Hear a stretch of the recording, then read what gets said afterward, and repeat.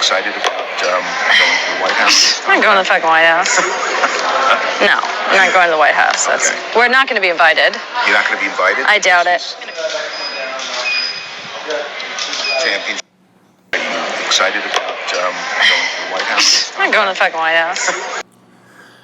All right, boys. So you got the Kawhi and George Paul unity in LA.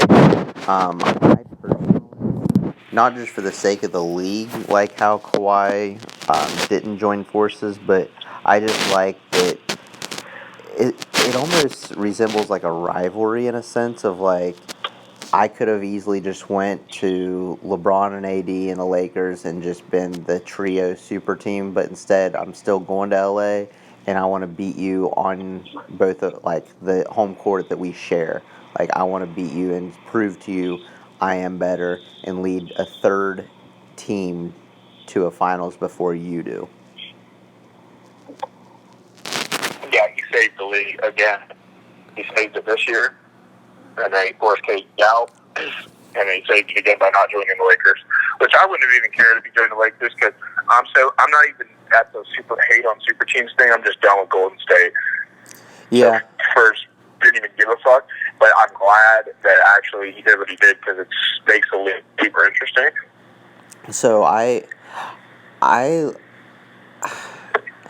the thing is there were the three teams that were in the running for the Kawhi sweepstakes. It was Toronto, Lakers, and Clippers, and the whole thing was it came down to where everyone was saying, well, it's either Lakers, it's Toronto, and everyone was saying, well, that's the way it is. There's nothing about the Clippers, and Jason Whitlock was the only person that said that Kawhi was buying time for the Clippers to get another superstar to play beside him.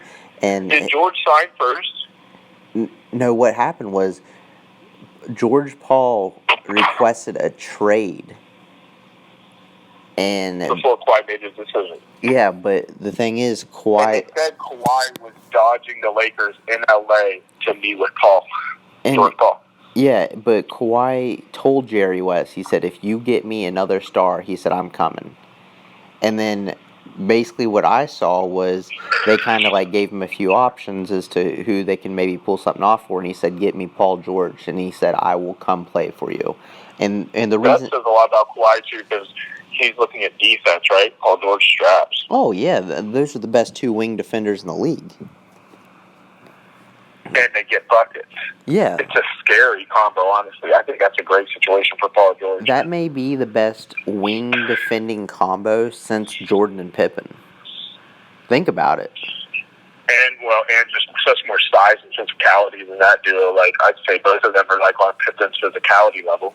They are, but I'm just thinking as far as like a duo. I mean, other than I think it's almost I don't want to say better because Pippen's such a really good defender, and I know lots made of Jordan's defense, but it's really good. It's really fucking good. And then they have that Lou Williams like help off the bench to come in as another wing scorer. Like, could they have any more wing scoring? Is it even humanly possible? Well, and they also have Patrick Beverly as a defender at the point, and Montrezl Harrell down low. Beverly, arguably the most annoying player in the league. This team is, to me, the clear-cut favorite to win it all next year. I don't know about clear-cut, but I would say that the Clippers are the favorite to win the West. Well, think about it. They're going to be the best defensive team in the league. That's not a question. I just think facing LeBron, if they do come against LeBron in a series with a team behind him, that's a different beast, regardless of if they're better by everybody's, measurement. Yeah, because when it comes to it, it's a walk in the park. When's the last time LeBron had a great team? I mean, 2016. That was what, 3 years ago? If you want to call them great. And I mean, they were good. They were good. I'm not going to sit here and say that they were garbage and he hard carried. Like, Love and Kyrie were. No. But I'd say if you put that team against some of the top teams today, that team's going to get smoked. Yeah, because outside of the three that they had, I mean, J.R. Smith, really, like, they just had some guys that could come in and hit a three. Yeah, the Heat teams are smoking that team as well. Yeah. They just pulled some shit out against the Warriors, really. Like, they didn't deserve, like, they're not a better team than the Warriors. They just somehow won that series. Yeah. And, I mean, that's okay. But to Jason Whitlock's point, the reason that he was saying that the Clippers were still in his running and why he thought that was going to happen was because before Kawhi went to Toronto, he made it clear that he wanted to return to his home in LA. So it's like, okay, well then why don't you just go to the Lakers and just sign with AD and LeBron, go to LA? Well, he wasn't doing that, and it was like, okay, well he just won a title with Toronto, so it's like if you think you can just run it back, I mean, just sign with Toronto, and he didn't do that. So it's like, well, let's think about it here. I mean, if none of that's happening, it's like, why doesn't he just sign with LeBron and AD? Like, what is there to think about? So that was his whole thing. And I mean, I just think it says a lot about Kawhi's character, too. The fact that, for one, he doesn't talk and act like anybody's, like, opinions affect him at all. But he's not going to join LeBron and be looked at as a bitch. No, he doesn't want to do that. And that matters. That's actually really cool. And I just remember you asking about Kawhi leaving just in the playoffs and stuff. And I said, if he... I didn't say win the finals. I said if they make it to the finals, it's crazy for him to leave because who are you going to? It's not Golden State to be top two, but the landscape of the league has changed completely. KD's out. Golden State's not what they were. Everything's changed. AD to LA, everything's changed. He goes to the Clippers. He's on an arguable top two team. So that changes that whole like argument that I was making. Like, if you're top two, who else are you going to go to? But obviously, when he leaves, Toronto's not top two anymore, and the Clippers probably are. Well, at this point, I thought that even if they didn't get Paul George, that they were still going to be like a contender. Maybe they not could compete, but and definite competing for the West. Definite competing for the West. But I mean, But you really want to get the 1 seed because the 2-3 is going to be LA, Golden State, whether it's the Clips or the Lakes, or you know what I mean. Mm-hmm. You don't want to be in that game. You want to be the 1 seed. You want to be playing Houston and playoff Harden in the semis. But with the Lakers, I mean, what's your take on the Boogie Cousins acquisition? I think it's the best situation for him. I think the style that they might play doesn't necessarily fit into Marcus Cousins' play style, but I feel like his attitude with LeBron will be like he will be the classic enforcer, the Perkins from the old Boston, with more skill, obviously, but just playing that on the. And they're huge regardless already. Like, I don't know how you're going to get a board against LA. I don't know how you're going to score in the paint against them. That was my thing, was as far as down low, I mean, they're going to get the offensive boards, the defensive boards. You're not going to score in the paint on these guys. Like, you got one of the best. Unless you're like Durant or, Kawhi, guys like that. If you're not on that level, you're not scoring in the paint of that team. They're too big. They're too athletic. Even if you are, dude, who's getting a shot up on AD in the paint? That may be the best rim protector in the league. And LeBron can't get any time if he chooses to be.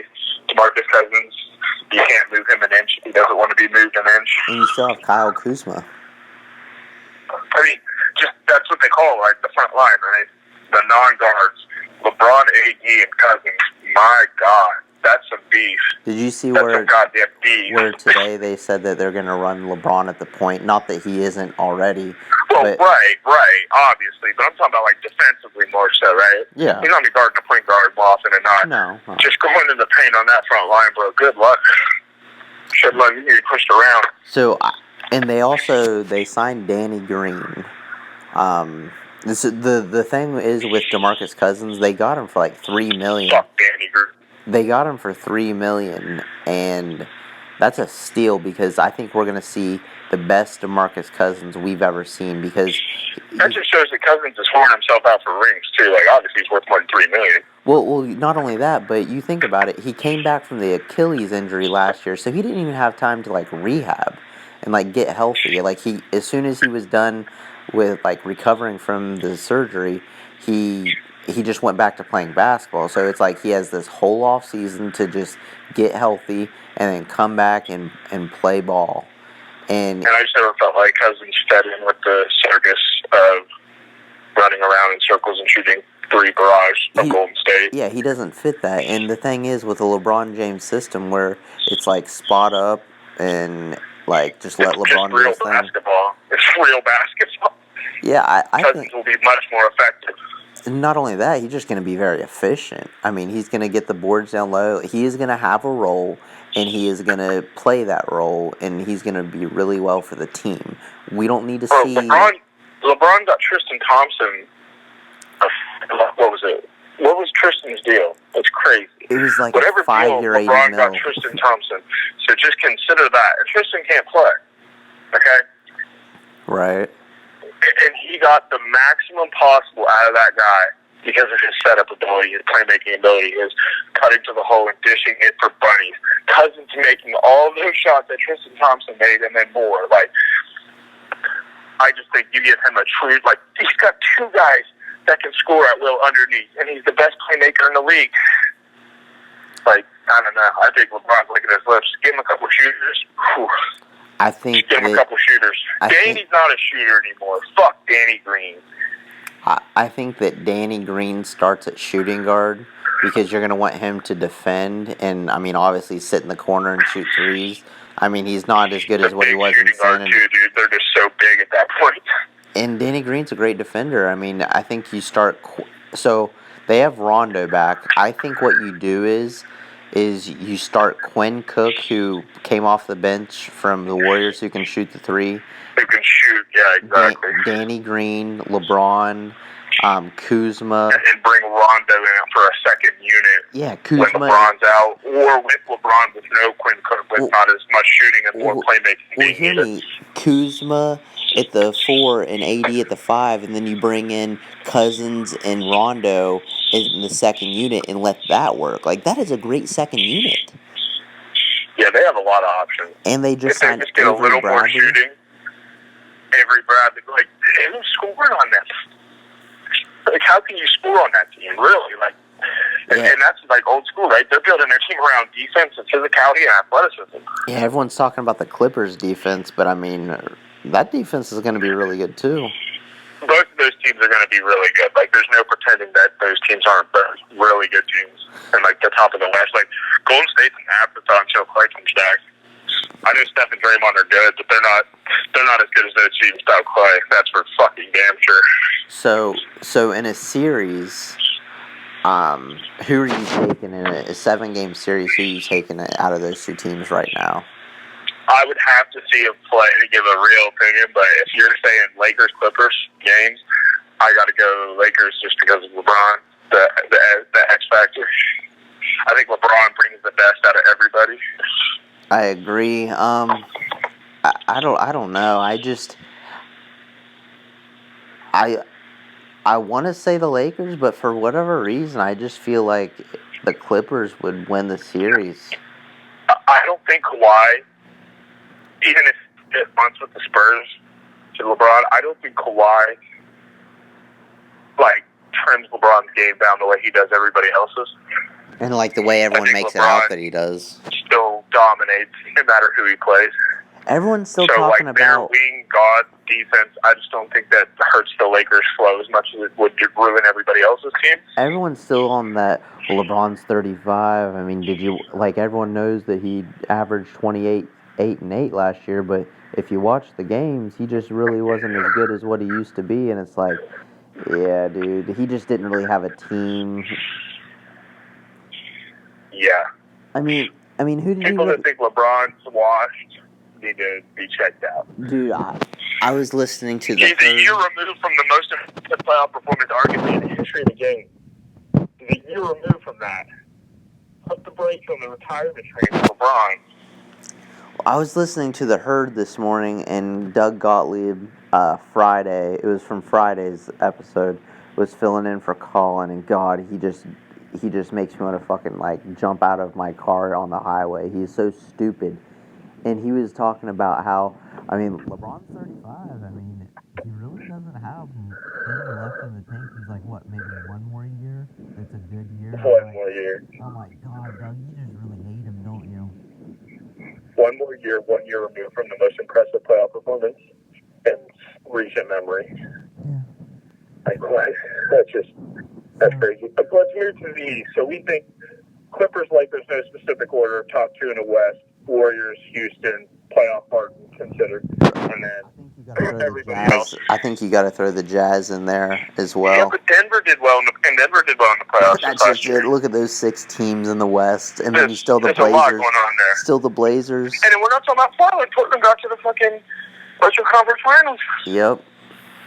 We're not even talking about who finished top two because I don't have much confidence in Portland. No. Portland hurt a few feelings with their performance against Golden State. They ain't doing I think shit people with want to some of get these behind teams. Portland, but yeah.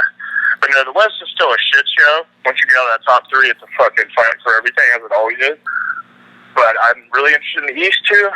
I mean, you'd have to think Especially if Miami makes these moves. Jesus Christ. So with the rebuild nation in OKC, you have Detroit and Miami as the heavy favorites to get Russ right now, and why would he go to Detroit? that's just it. There's nothing that makes sense about that.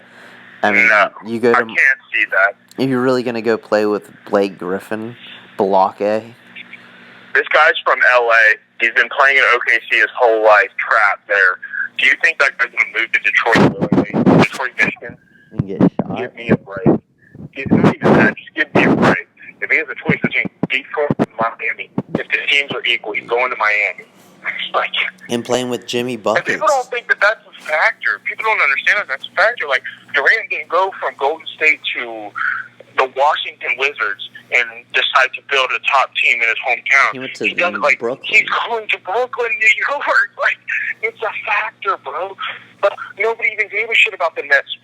Because he's going to a destination. Like, that's what I'm saying, where OKC's got no chance and never did of getting, like, top teams once people started leaving because we have nothing to sell people other than our team. Yeah, I mean, you guys would OKC would literally have to be a top 2 seed in the league for anyone to want to go there, and it's like Brooklyn. I mean, exactly. It really wasn't that much. They were like a 7 or an 8 last year, and he's like, yeah, I'll go there. Exactly, it's different, and like that's why that makes all these feel like they're one players away because people want to go there. Like people want to live in New York City. But OKC, when we were the top 2 seed, we did get players. We did get players from the outside that wanted to come in. Good players that played Dion Waiters. Like good free agents we would bring in that wanted to play there and did well. Victor Oladipo. But then we fell off, and nobody ever wants to come there anymore because there's no selling point other than the team being good. the thing about the Knicks, everyone always talks about, like, yeah, it's New York, but I feel like a major tool that people always try to say is, oh, bro, it's Madison Square Garden. And it's like, I'm sorry, but there's got to be more than just Madison Square Garden anymore. Like, you need to show me a front office. You need to show me some type of promise. Like, it's the same thing in football, too. Like, the Giants and the Jets have sucked for forever. Like, just wanting to get in New York is not good enough. No, like, you got to show me some promise. Like, there's other major market teams that I could go play for. But as far as... People aren't going to waste years of their career for a destination either. It's not the be-all, end-all. It just helps. Like the Clippers having pieces for Kawhi. Oh, I want to go to L.A. And now they still have pieces. That's how that works. But as far as teams in the East, if Miami lands Russ, I mean, they're clearly a playoff team. I want to say that they're a top 5. I put them on the edge of like 4 to 5. I'm putting them at 5. With Russ. I think that the Sixers, with some of the players that they have, they acquired Horford. They got Richardson, who's a shooting guard from Miami, small guy. I think they're the clear-cut number 1. And then I think the Celtics are 2. With Kemba, dude, I think that they're going to be a great team this year. I do. I don't like that. I'll say Milwaukee. Completely forgot about Milwaukee. God. I'll say Milwaukee, Sixers. Don't judge me on that. I want Milwaukee at 2nd and Celtics at 3. Milwaukee Sixers, and then Do you still put Toronto in there? and then and then Boston, and that's maybe if they get Russ. And then after that is splitting hairs. I don't know Toronto will end up now without Kawhi. I don't know how that lineup will play. I have to see. Hard to imagine that they wouldn't make the playoffs. I don't see that. They still have Gasol. Lowry played well. Siakam, Fred VanVleet. But that's the thing. After this free agent period, we have to just see how the next season starts. But the great thing is it's just exciting. It's exciting. The next year is going to be exciting. It's a brand new league. Because as far as realistic teams that could win it, you have the Sixers. The Nets might be okay. Who knows? Yeah. Without KG, who knows? The Nets might be good. I don't think they even make the playoffs next year. I'm taking, as far as teams that can win the title next year, you got the Sixers, the Celtics, the Bucks, the Clippers. I don't like the Celtics. I like the Sixers and the Bucks maybe in the East. I don't like the Celtics. That's fair. The Clippers, the Lakers. The Lakers and the Warriors. The Warriors. And you can... Everybody else in the West is good, but they're all pretenders to the title. Right, but you can throw the Rockets in there, dude. You just never know if Harden goes off. No, I'm sorry. You can put them in there. Do I think they're going to? No. Getting to a Western Conference Finals is not good enough. It's not good enough. I just don't think that you can say that they don't have a chance of being a real contender. Harden sucks in the playoffs. He doesn't get his calls. They cannot win a title. They physically can't win a title. They can't win the West. I don't think they're gonna beat the Lakers or the Clippers. No, but I mean the Raptors shouldn't have won the championship last year and they got blessed. I feel the same way about I feel the same way about Houston's chances of winning the West, or even worse than I do about the Celtics' chances of winning the East, and that's why I said I don't agree with the Celtics as a true title contender. I don't think the Celtics can win the East. I don't think the Rockets can win the West. They're not a true title contender. There's 5 title contenders for me. I say Sixers, Bucks, Lakes, Clips, Warriors. And that's if Clay comes back healthy and is in form. I think that the Warriors are going to trade D'Angelo Russell once Clay comes back. But yeah, NBA is looking entertaining and fun. Yeah. For the next year. Thanks, Fox. Yeah, thanks, Kawhi Leonard. Yeah, literally, thank Kawhi Leonard. He pretty much did it all. The hero we can deserve. Can we get a quick Kawhi Leonard laugh? I can't do it on spot. It's gotta be in the moment. Oh, I'm all for it. Can't do it. Yeah, yours is ass, and that's why I won't even attempt it. I can't do it. Because it's like this raspy ass beat thing. So I got this flair of like corniness that you can't like recreate. It's just in the moment. So UFC. We should edit that out because those were pathetic attempts. Oh no, that's sticking in there. That's probably the best you'll ever hear. Before I have an NBA aneurysm. All right, so let's jump to the line of white, aka UFC. Well, let's just go with the most memorable thing from the weekend, the flying knee from hell. That put Ben Askren into the graveyard. So he basically said for months that that's how he wanted to start the fight. How do you go? He never said that. Other people said after the fact that they had talked about that. He didn't really say that was the plan. He said he looked to like do that sometime in the fight, but not necessarily off the rip. So I saw something today that he told a coach that.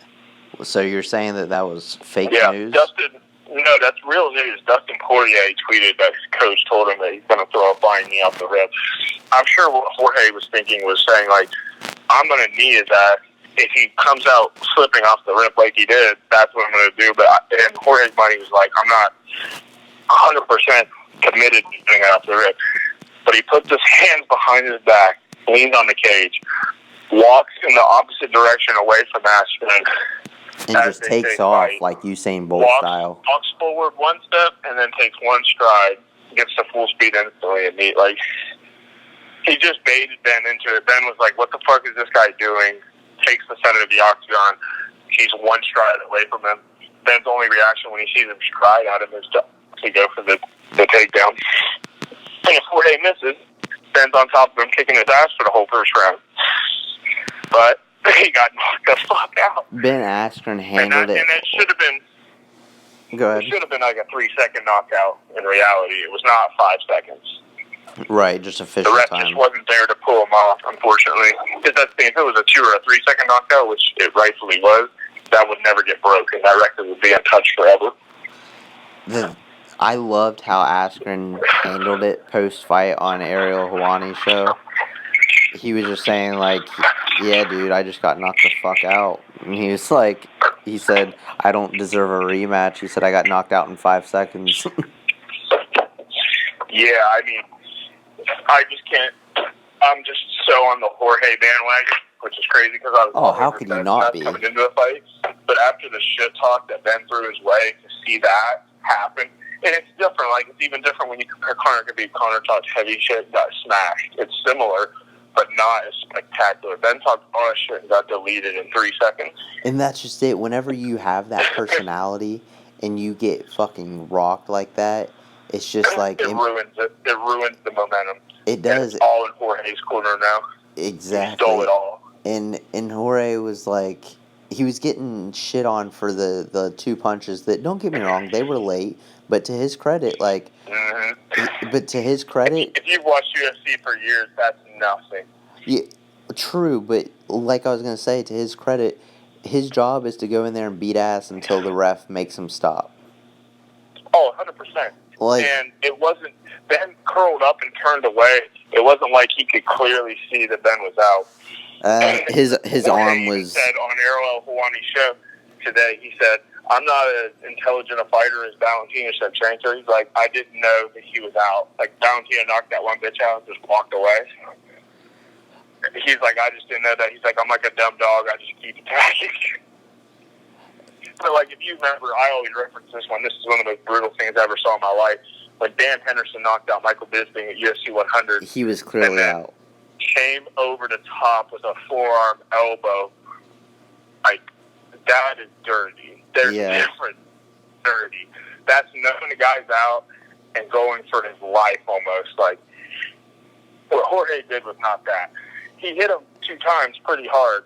But go watch that Dan Henderson clip and come back and tell me that. Well, I mean, I'm not trying Jorge did was too brutal. You can't compare it to that. I'm just saying that, was it clean? No, but it wasn't, to me, it wasn't dirty. It just wasn't clean. And if Ben hadn't talked all that shit, he probably wouldn't have got this 12 shots. Like, I think that's how that works. I never had a problem with Khabib going over to cage and attacking Conor's team. They all talked all that shit. Khabib smashed him and got up. Like, I'm down with that. For me, that built Khabib up even more. I love that. Yeah, and that's just it. Like, shit's real to him. You're not going to talk shit and just be able to get after the fight. Like, yeah, like, I'm still coming. If you want to do that and not have any repercussion, go to fucking WWE, dude. Yeah, that's not how it works. Like, when you, like Jorge said, him and Khabib specifically, real motherfuckers. Like, you get in there with them, it's not over after they smash you. Yeah, like he said, if I see this guy at Whole Foods, I'm going to smack him. They're not building the fight. They take this shit really seriously. Whereas Ben and Conor think it's a joke. Yeah, they just look at it as a payday. Production. Yeah, how much am I getting paid for how much shit I talk? Yeah, and it's not to say they're not both super talented in what they both do, but they got in there with OGs. It's just different mentality. That don't give a fuck. Yeah, Jorge and Khabib don't give a fuck about all that other shit. They care about going in there and just beating ass, and they're just like, I can get paid a lot of money to do it. Great. Like, and that's old school, man. Khabib, it's good to see that Khabib and Jorge, guys like that, are rising to the top of the sport now. It's not about promoting yourself, that fake Colby Covington shit. Yeah, like, you don't need to go in there and build up a fight. Like, don't get me wrong, it's great as far as viewers, but, like, your fight should be enough to build it up and want people to watch it. Jorge let Ben do it all for him, and then just stole all the momentum. Jorge's going to sit there and wait, and even if Colby gets the next shot at Usman, Jorge will be waiting in the wings for the next shot because he just knocked out Darren Till. The UFC was pushing to the fucking moon, and then he knocked out Ben Askren, who everybody with Sangden asking to go, going to win the title, all this shit. The poor wrestlers, they're 19-0. really upset over it. 19-0. 19-0, he got knocked out in 3 seconds. The poor wrestlers, man. They don't know what to do about it. I saw, just to switch, it's the same thing. You were just throwing some Conor hate out there for no reason, where somebody was saying Conor went the same thing on Khabib. Yep. That was not anything compared to what happened at all. Oh, no. Conor was sitting there still on his back foot and threw a weak-ass knee that even if it hit Khabib in the face, probably wouldn't have mattered. That was like a And Jorge went across the ring for his fucking life. Like, that's different. Yeah, he was like he was But trying that to is, jump like, a the idea. fucking That's what pond. if Conor was good at kneeing, if Conor had like a Muay Thai background and was good at throwing knees on the inside, that would have helped him against Khabib. But he's not good at that. He's good at throwing punches and knocking you the fuck out with them. And kicks. And like body kicks. He's good at throwing punches and body kicks. That's what he does. But shifting gears, Nunes, dude, that fucking head kick was godly. And I just think, not with the head coach, it's too coincidental to say that she's not trying to prove a point. That not only can she knock everybody out in the first round, but Holly Holm is an undefeated kickboxer, and her legendary clip is her head kicking Ronda Rousey to a different dimension. She's like, I'm just going to head kick knock her out in the first round, just to let everybody know I'm the baddest bitch that's ever done it. Dude, Nunes is just that bitch. You were saying earlier, and I completely agree with you. You would have to be a fucking idiot to disagree. She's on Mount Rushmore, dude. And who wants to sign that contract to fight her, bro? Fuck I that. think there's only one woman on the planet that signs that contract and thinks they actually have a chance of beating Amanda Nunes, and that's Valentina Shevchenko. I don't think Cyborg believes she can beat her. I think Cyborg does. I don't think she will, but I still think she can. Like, and not even for Amanda. not even the cliche like puncher's chance. I still think she can. Yeah, no. Cyborg would be a problem. I just think mentally Amanda's way more tougher, and she's in the exchanges way more fast. I think she hits Cyborg twice before Cyborg thinks about throwing. What's the difference in the weight class? The speed and the power. What's the difference in the weight class with Shevchenko and Nunes? Nunes is the 35 and 45 pound champ. Shevchenko is the 25 pound champ. But Shevchenko fought at 35 for forever until they made that class. So that could still be a fight. Yeah, but they've already fought twice. And for Valentina, she just looks so good at that weight the last 2 fights. As a Valentina fan, I almost don't even want to see her move up to do that. Because Nunes can't make 25. That's for goddamn. She's thick as fuck. Yeah. But like, I don't want to see Valentina go out of her like comfort zone of a weight class. She looks so good right now. There can be 2 like Dons on top of the female division. It doesn't have to just be one. But it is Nunes. Like, yeah, there's nothing wrong with that. She's knocked out Rousey, Cyborg, and Holm in the first round. And yeah, she is like anybody that we tried to argue is like Mount Rushmore versus her. When you have Jones, GSP, and Anderson, if you believe in that, there's nobody that comes before Nunes at this point. Yeah, because after that, there's just some hype. There's some like, I don't know, preference guys, if you will. Like some people put DC. Some Maybe people Demetrius Johnson. Which I don't. I just not even being a hater. Demetrius' fights suck, bro. I'm sorry. I mean, some people maybe like to put. Some people maybe even like to put Conor in there just because of what he did for the sport.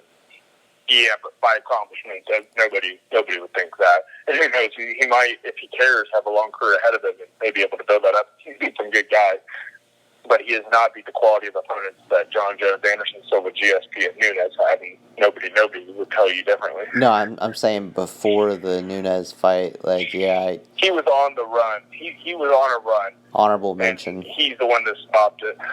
Yeah. I think before him, though, you'd have to go Demetrius, and you'd also have to think about Khabib, like, I don't know. I undefeated, think DC over smash Demetrius. Conor. DC, Demetrius, Khabib, and then maybe Conor comes into the conversation way after that. Yeah. And guys like Chuck Liddell. Because if you're talking Connor, Chuck Liddell comes into the argument too. It's not about performance and who's lost to. It's about like what he brought to the sport. Yeah, because I mean, he was just, I'm gonna come in there and knock you the fuck out. And then Jones retains to be a split decision in the main event. So you watched the fight, right? I have watched the Jones-Santos fight back. What'd you think of it? John clearly won. John was way more efficient. Santos missed a lot. He did catch him with some big shots. John's got a crazy chin, but John dropped him twice. Like, I don't know what's being discussed about Santos should have won. Doesn't make any sense to me. Some people just see that. They want John to lose, and they saw Santos have more success against him than a lot of people have, and they think that he won because of that. I don't know. Do you think that Jones was not necessarily taking off, but just clearly took the guy lightly? He just was passive in the exchanges. He didn't extend at all like he does. Like, usually when people start to come into the pocket against Jones, Jones makes him pay for it over and over again, and he wasn't doing that. He was, like, being real passive, the point game, staying on the outside, and just landing when he threw, as opposed to Santos, who missed a lot. Mm-hmm. He just looked cleaner in there, and he dropped him twice. So that's the memorable parts of the fight. What do you think's next for Jones, then? DC at heavyweight. If DC beats Stipe, because that's not a for sure thing at all. If DC loses to Stipe, I mean, you obviously... John will fight Stipe. You think he fights the winner of that? I think that's the most interesting fight. If Stipe wins, that's for sure. I mean, what's left for him, though? Outside of that? There's a guy on the way up. Johnny Walker, Paul Alexander, I think. There's a couple guys on the control fight. But on John Jones' level, no. Santos was the only guy that had walked to a degree, the challenge. Mm-hmm. I think John's next fight needs to be at heavyweight, and Israel or Stylebender has to beat Whitaker and probably defend the title a couple times at 185 before anybody wants to talk about him moving up to fight Jones either. Yeah, what the fuck's that? Stylebender, 17-0 in MMA, 13 knockouts. Last two fights beat Anderson Silva and Kevin Gastelum, legends of the sport.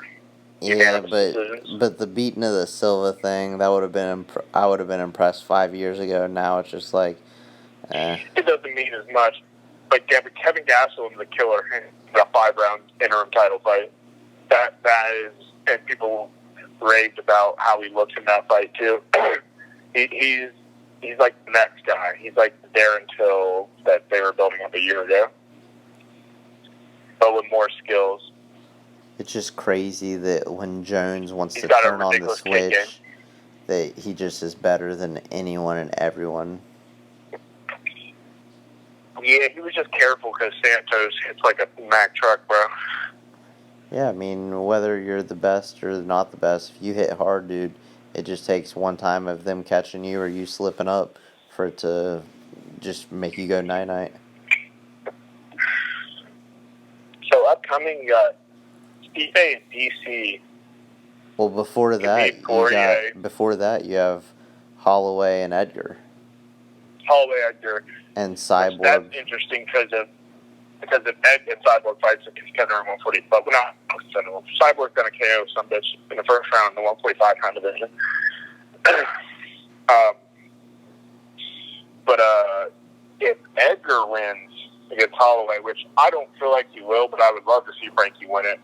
I'm a big Frankie fan. Henry Cejudo might come calling. That's the only way, because Henry's not fucking with Holloway. Let's not be ridiculous. Max is a huge featherweight. Who else is in that division that Cejudo was just in? In 35 or 25? 35. He's a 25 and 35 pound champ. Marlon Moraes, who he just beat. TJ is out. Cody. Uriah Faber, if he comes back. Dominic Cruz, if he comes back. Other than that, it's a bunch of young up-and-comers that people don't really know. See, I like Cody because hasn't Cody just only lost to people that have been on roids? he lost to TJ twice, and he got knocked out by somebody. He's been knocked out like 3 times in a short period of time. I don't know if throwing him to Cejudo is the play just yet. I'd like to see Dominic Cruz and Cejudo. Dominic's movement's ridiculous. I think that's the best fight. I think Uriah Faber and Cody, if they fought right now and everybody was healthy and everything, Cejudo would pick up Cody and Uriah Faber. But I think Dominic gives him a really good fight. I'm with that. Dominic's a hard puzzle to solve. Movement's ridiculous. God, whenever Garbrandt beat Dominic Cruz's ass, that was a great fight. It's sad. I jumped on the Cody bandwagon just to see him get swept by that snake TJ Dillashaw. So Diaz, who does Diaz fight upcoming? Oh yeah, we forgot about Nate. Nate and that Pettis at 170. That'll be interesting. Pettis at 170. God, there's some great UFC. There's some great cards coming up. That's what Nate and Pettis are at 170. The top 5 rankings before that Jorge and Ben fight at 170. Usman's the champ. Woodley number 1. Colby number 2. RDA number 3. Ben number 4. Jorge number 4. Ben number 5. And then you got a guy you got Nate and Pettis fighting in the division. Like, that division's stacked. Yeah, that's the champ division. Ben stacked. That's the champ division, no doubt. And that's why Dana's like, why would I make a 165-pound division, bro? The 170-pound and 155-pound divisions are stacked right now. We're trying to see these savages fight each other. We're not letting them run away to 165 and hide from these big fights. Yeah, I'm not big on that at all. The fighters just want that because of weight cut. A lot of people get to 155 that are, like, huge. A lot of guys that walk around at 180 are kind of 155, and it's ridiculous. Khabib is so big as a lightweight, dude. Like, so, Poirier, you got Khabib, right? Yeah, I got Khabib. I got Khabib too, but I think it'll be a lot harder than people think. That's what she said. I think it'll be harder than the Conor fight. Dustin's bigger than Conor.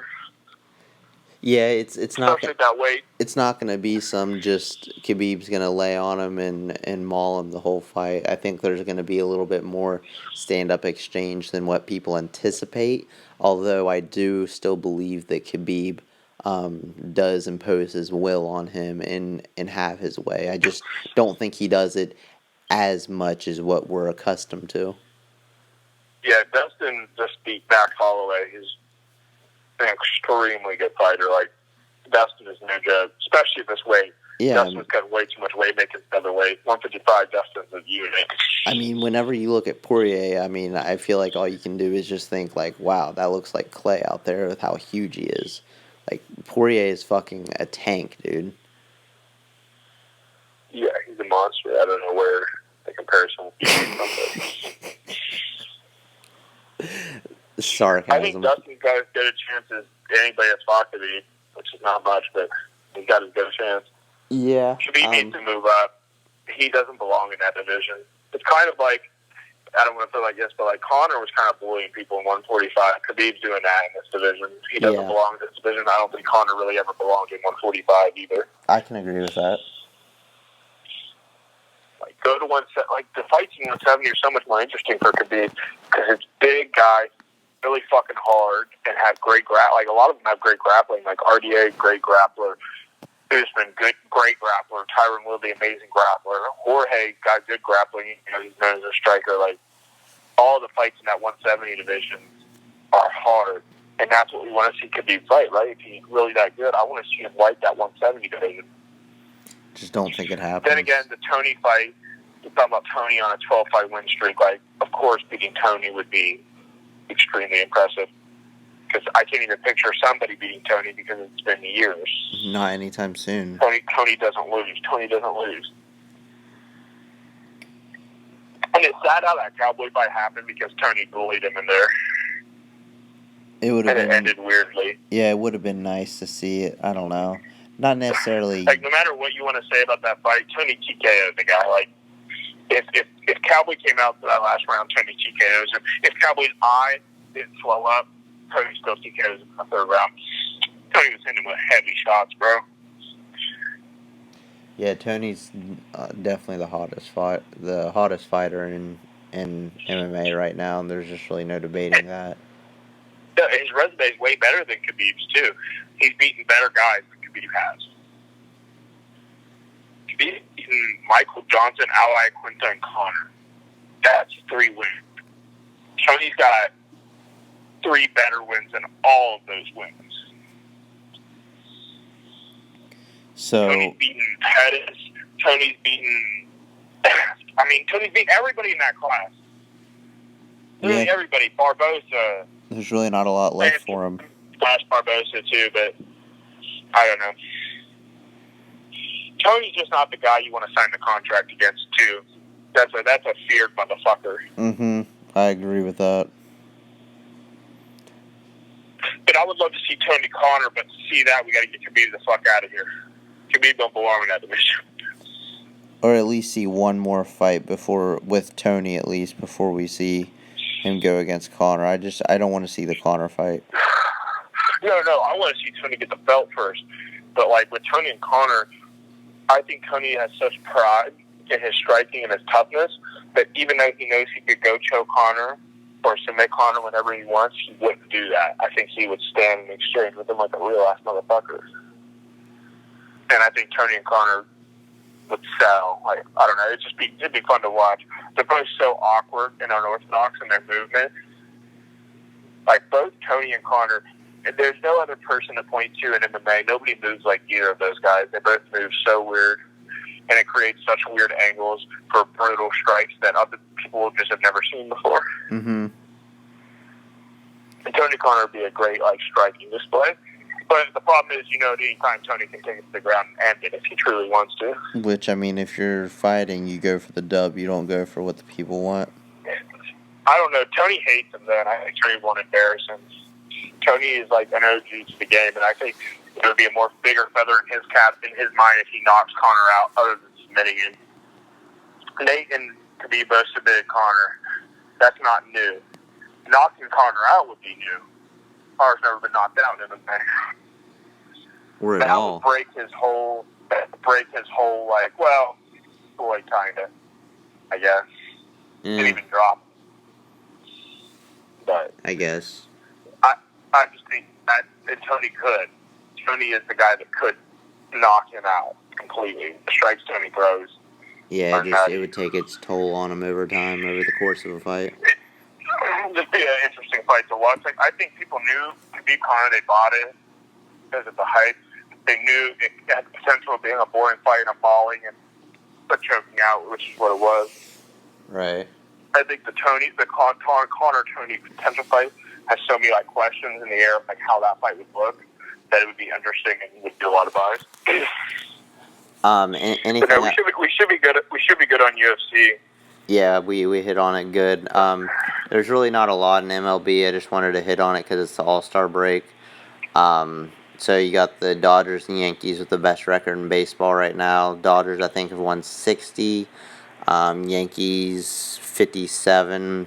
Those are obviously the best two franchises, if you will, in Yankees baseball. Are just dicking their way past everybody, man. They got 4 guys on pace for 40 and 100 RBIs. Yeah, you got. And just saying, the pitching. The crazy thing is, none of them are Aaron Judge or Giancarlo Stanton either. That's what's crazy about it. You have Gary Sanchez. You have Gleyber Torres. You have Edwin Encarnacion. Or whoever the first guy's leadoff name is. DJ LeMahieu. He's not on pace for it. No, he's not. He's not on pace Luke for the Voigt. 49ers. Who's the other guy? Luke Voigt. So right there's your 4. Gary, Edwin Encarnacion, Gary Gleyber. is on pace for 40 and 100. Gary's on pace for, that's the 4th guy I was thinking of. Gary's smashing. Gary, Torres, Luke Voigt, and Edwin Encarnacion. And Edwin Encarnacion. And that's just it. You're not even mentioning Giancarlo or Aaron Judge, dude. Yeah, they just have a lineup that produces like that is really unheard of. Yeah, and meanwhile you have a rookie, Gio Urshela, playing third base, who's batting .300, while our AL Rookie of the Year runner-up is injured all this year. It's like the future of the Yeah. Yankees is looking really promising, while you have your leadoff guy batting .340, DJ LeMahieu. I was just saying that guy is changing the game. Like I don't know, he's just bringing back old school punch at the other, like get a hit by any means necessary. Derek Jeter, Just hit it where it's classic pitched. shit. Great going off. He's just such a fundamental hitter. It's beautiful to watch. So as And far it's as just like he can hit any pitch. That leadoff guy for the Yankees is a game changer right now. He's always on. What is his batting average with runners in scoring position this year too? Like 430. That's not real. What I was getting to was his batting average with bases loaded was like 600. Yeah, and runners in scoring position he's like 430, and we played a lot of games. It's not a fake average at this point. Yeah, big sample size. So you have a random dude from the Mets that no one's ever heard of leading the league in batting average at 349.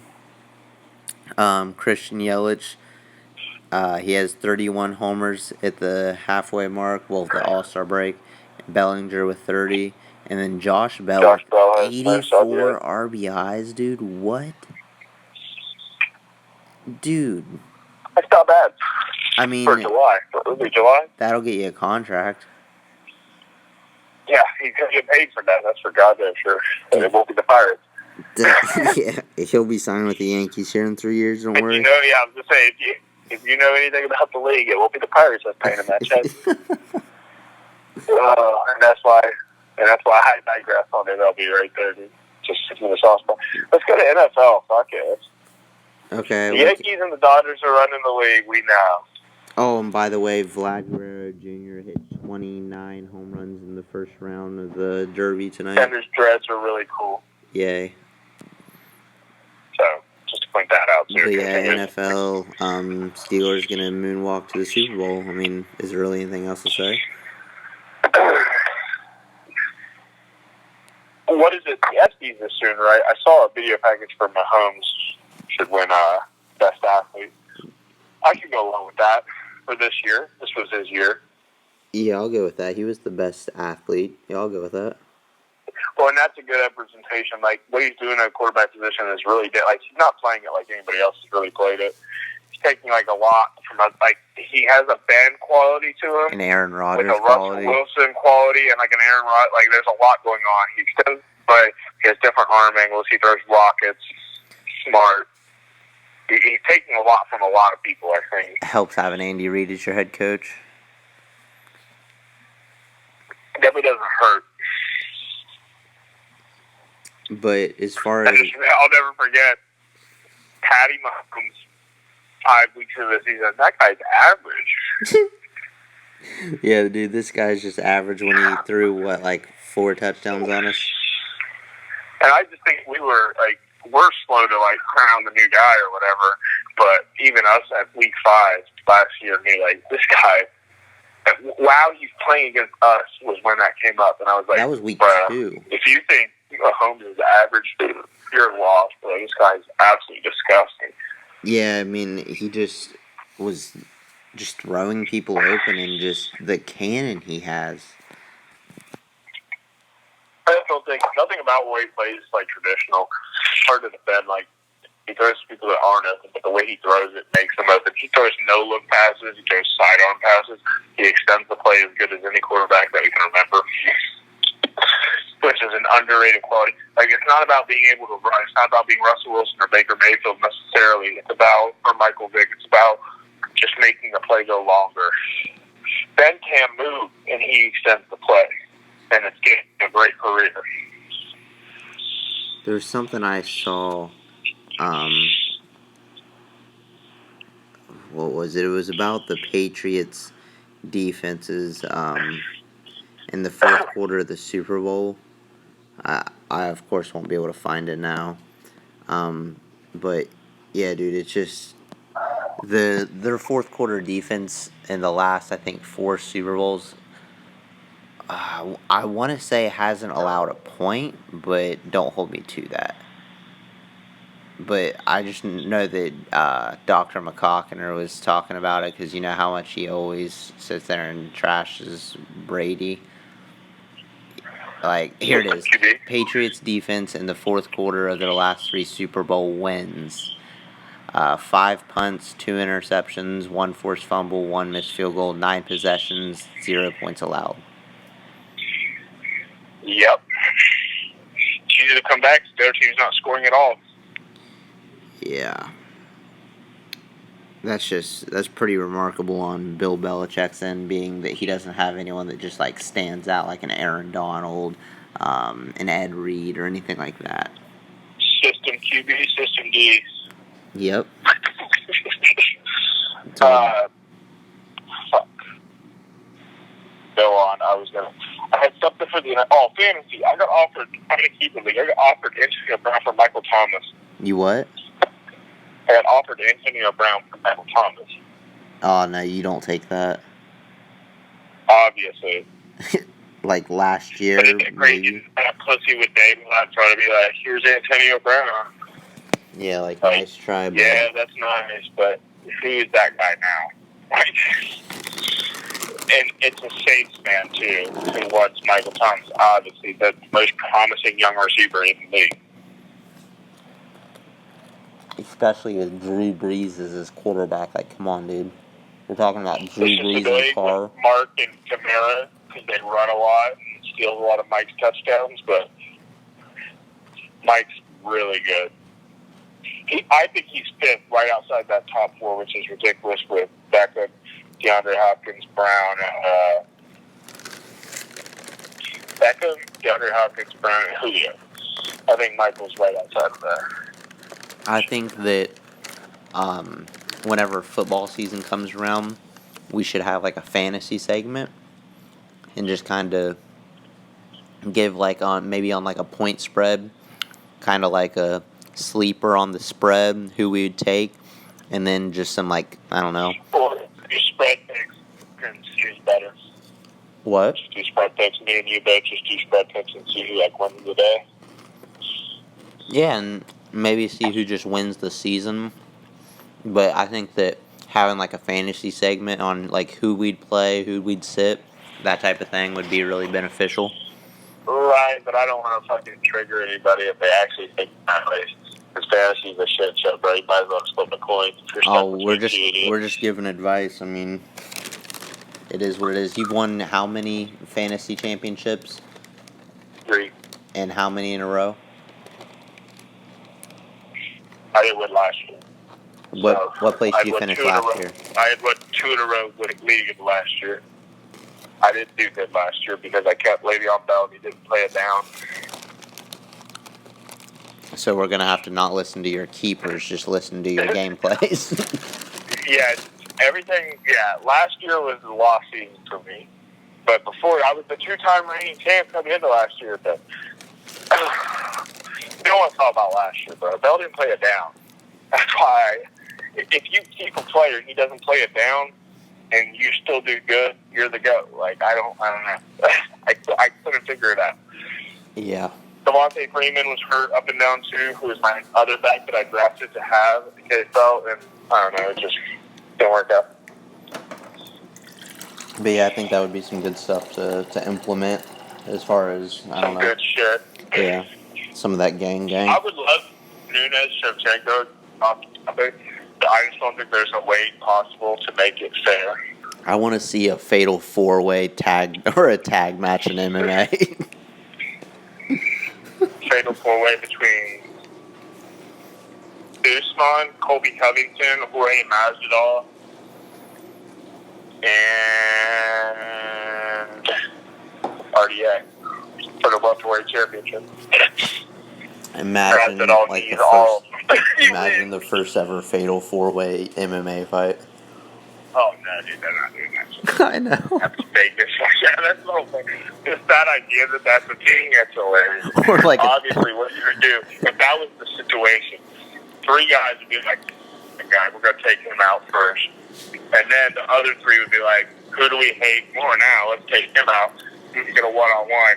One of us is gonna win. That's Well- how that works. Or a tag team match, like tag team MMA champions. Like, you get rocked, like Connor gets knocked across the octagon by Khabib, tagged in Nate Diaz. Oh god, that's Nate comes fucking. in like, shit, what you got? That's straight comedy right there. Oh my god, yeah, you got Khabib and Tony versus Nate and Connor for the tag team championship in the morning. Oh my god, that would be epic. That would be fucking epic. Just think of like the buys that would get. I mean, it would literally be a one and done. But like that would just be so cool to actually No, they see. can't do it. Like, what we're talking about is blasphemous. We can't even speak about this. But God, it's so funny to imagine. Like Connor someone, gets rocked and tagged Nate. yeah, someone just gets beat just fucking like Or comboed. Nate pulls the heel move and drops off the cage when Connor needs the tag. Connor just keeps getting fucked up. Nate walks up the apron and lets Tony and Khabib beat the fuck out of Connor. And then flips off the crowd and Connor. Oh my god. Yeah, that was the thing too at the event. Apparently Khabib and Nate were talking shit. Right. I would love to see that fight. Would love to see it. Unfortunately, it doesn't look like Nate wants to make that weight anymore. But the whole thing is Khabib shouldn't be trying to use huge. Khabib should just move up, take over that position. Imagine Khabib moves up to 170, murks all those guys and takes the belt. Like, that's the play, bro. Other than Tony, you've deleted the 155 division. That'd be pretty epic. I just want him to do that. I want him to beat Tony and move up and continue on and show us that he truly is nasty, because 155 is not his natural weight class. He might even look better at 170, to be honest.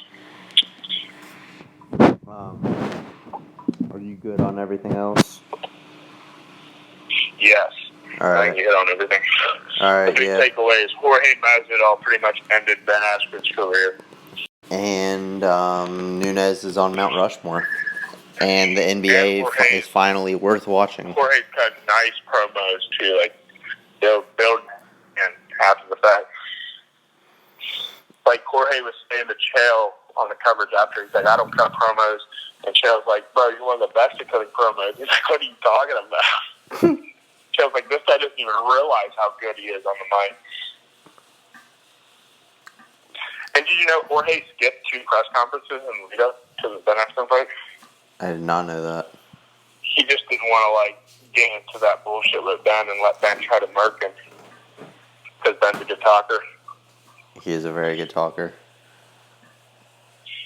But yeah, Nunes, pound for pound, arguable pound for pound GOAT at this point. Not woman, arguable pound for pound overall GOAT. she definitely can't rule her out.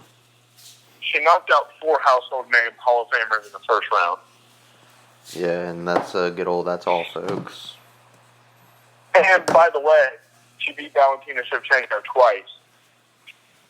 Yeah, she's I- right. She's right there with Jones. I just can't imagine there's a bitch on the planet that would sign that contract to do this.